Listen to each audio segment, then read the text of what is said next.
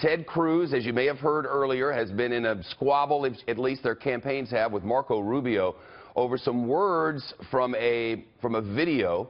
The subtitles indicated that Marco Rubio had said, "You won't find any answers in the Bible," basically disparaging the Bible and religion.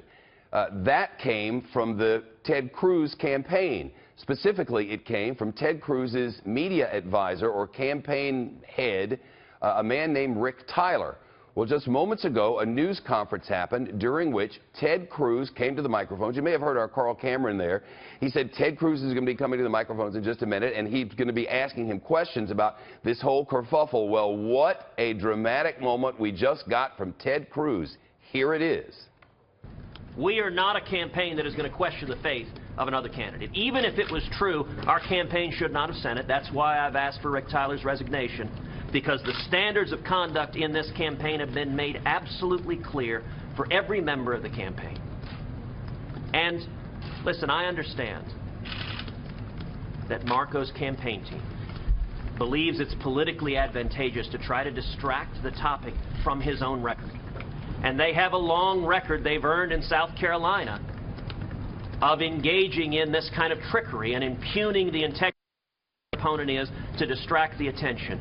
We are going to stay focused on issues and substance and record, because I think that's what the American people want. I think that's what they deserve, and that's what they're going to get. This campaign is about turning this country around, bringing back jobs and economic growth, and protecting the constitutional rights of each and every one. Have you met Marco? No, you did not. You did not. No. Did you speak with him at all? No. Is there any political factor? Did you hear what he just did? Ted Cruz just said, "I'm asking for the resignation of Rick Tyler, his communications director," and then he turned the whole kerfuffle around on Marco Rubio.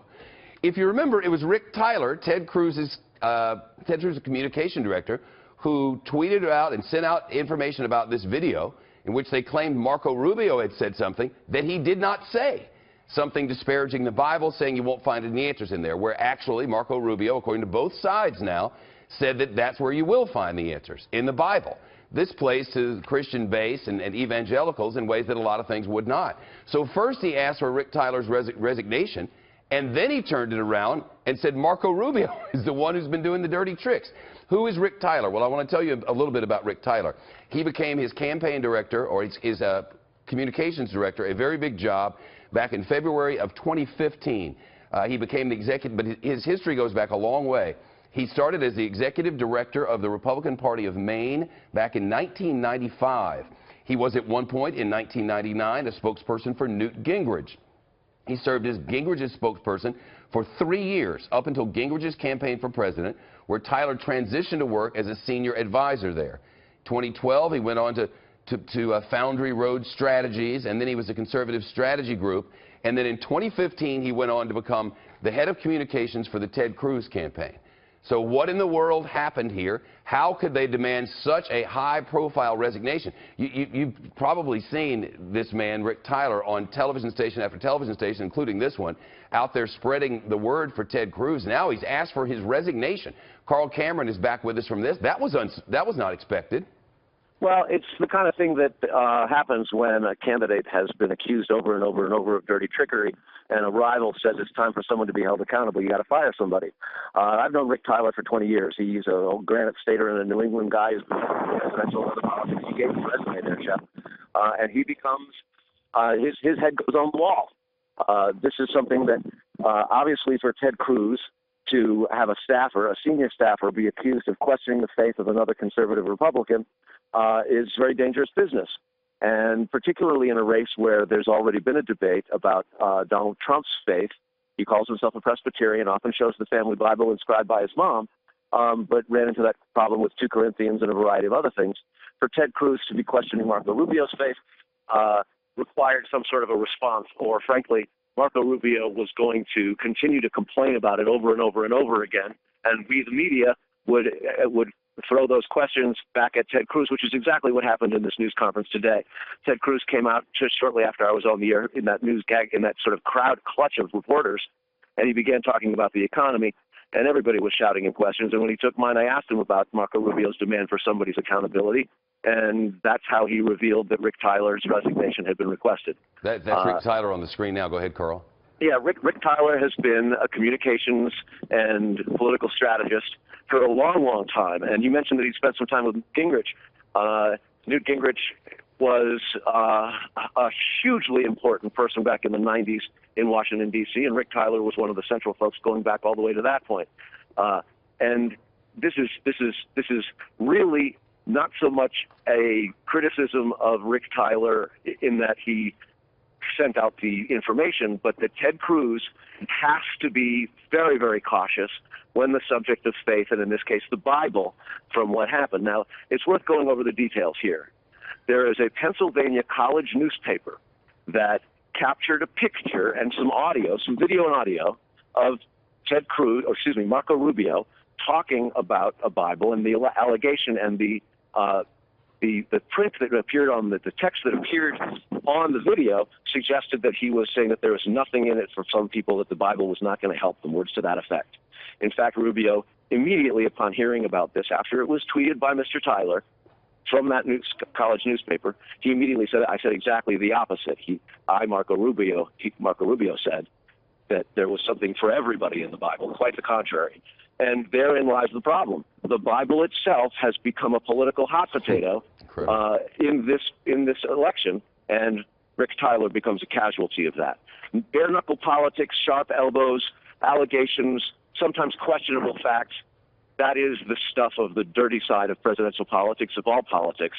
But when it touches the Bible and the Republican Party, now you got a problem, and Rick Tyler's paying the price. Of course, Ted Cruz, for 15 seconds or so, said, I'm asking now for Rick Tyler's resignation.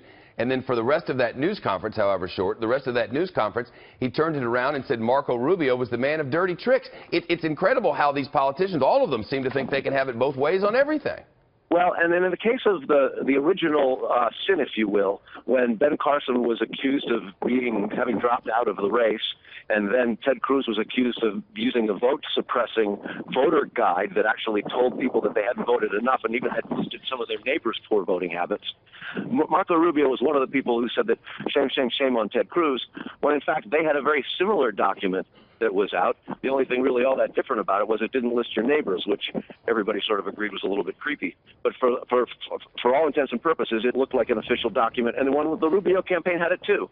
All of these candidates, in one way or another, have stretched the truth, made promises they don't expect to keep, and used tactics that are meant to hurt their opposition. It ain't sandbag, it ain't beanbag.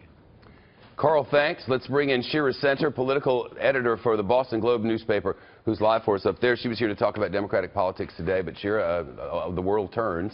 I'm not sure how much of a blow this is. I guess when you look at the big picture of it all, Ted Cruz's campaign was accused of doing something. Ted Cruz didn't do it. His communications director, Rick Tyler, did it. He's now asked for Rick Tyler's resignation. Is that the end of that?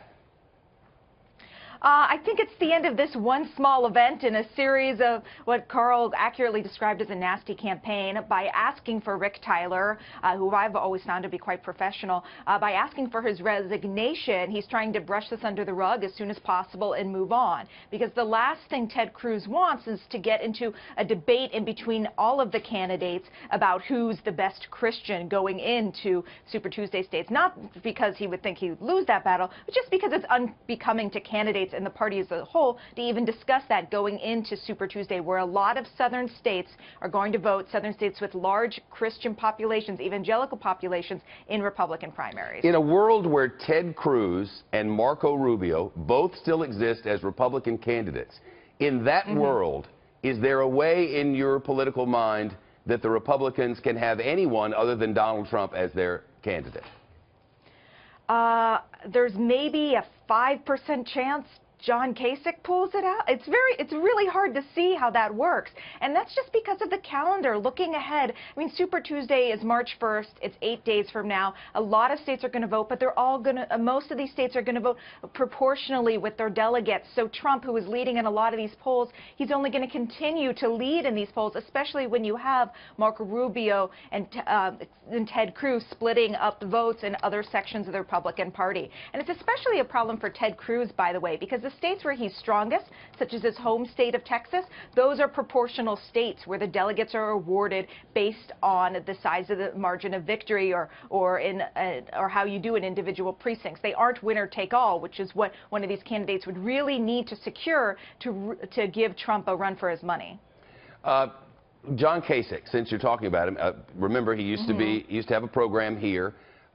He's now the governor of Ohio. His campaign seems to be leading in Ohio and pretty well, but you got to get to Ohio. And sometimes between now and Ohio with Super Tuesday and everything else that comes before it, whatever momentum there is, you could really lose. How does he get to Ohio?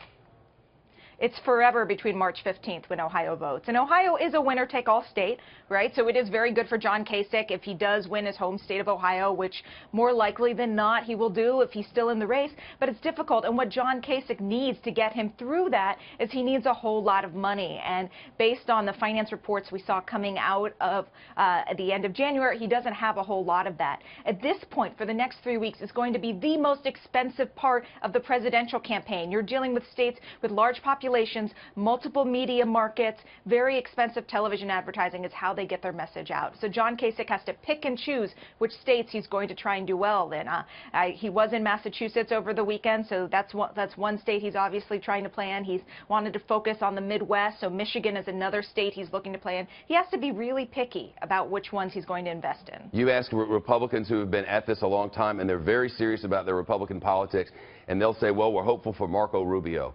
Marco Rubio's campaign, when asked, well, where do you think you might be able to win a state? Because you got to win something somewhere if you want to win it all. They point to Florida. They are not leading in Florida, though he is the senator from Florida. If you're Marco Rubio and you lose Florida, can you go on? And if not, then what? Well, it's going to be hard for Marco Rubio to make that case if he does lose his home state of Florida. But, you know, even then, Florida is going to be about an expectations game. Let's look at what the field is like. Let's say, you know, Marco Rubio, Ted Cruz, Donald Trump, and John Kasich are all still in the race then. I mean, he could probably play off a close second as doing pretty well, but still it is losing his home state. That's something John Kasich will probably not be able to say at the end of March. So it's tough for him, but Trump has a huge amount of support, to quote the word he uses all the time, a huge amount of support in Florida. There's a lot of economic angst there that plays right into the message he's giving to voters. Super Tuesday. Alabama, Arkansas, Georgia, Massachusetts, Minnesota, Oklahoma, Tennessee, Texas, Vermont, Virginia. That's all Super Tuesday. You know who leads for the Republicans in every single one of those places where we have polling? Donald Trump. But first they have to go to Nevada. Who leads there? Donald Trump. If you are anybody but Donald Trump, you have to hope they get down to just one somebody not named Donald Trump. Is it possible to get down to one somebody? It's really difficult to do that before the end of March, and by then it might be too late for Republicans not named Donald Trump to prevent him from getting the nomination. Look, every day that passes, it becomes increasingly likely that Trump is going to be the Republican nominee. It's not super hard. It's just simple math. He is getting more delegates, and he will continue to get more delegates. And because the establishment is split between Kasich and Rubio, and other people are split between Ted Cruz, he's just going to keep running up the score. Kira Center, who made a nice turn for us from the Democrat to the Republicans on a fly. And Kira, I appreciate it. And by the way, Kira, I've said Kira, by the minute, Shira. By the way, I watched a Spotlight last night on a plane, finally. My God, you people at the Boston Globe should be so, so proud. What an incredible thing that was. Shira, thank you. It is. Thank you. Yep.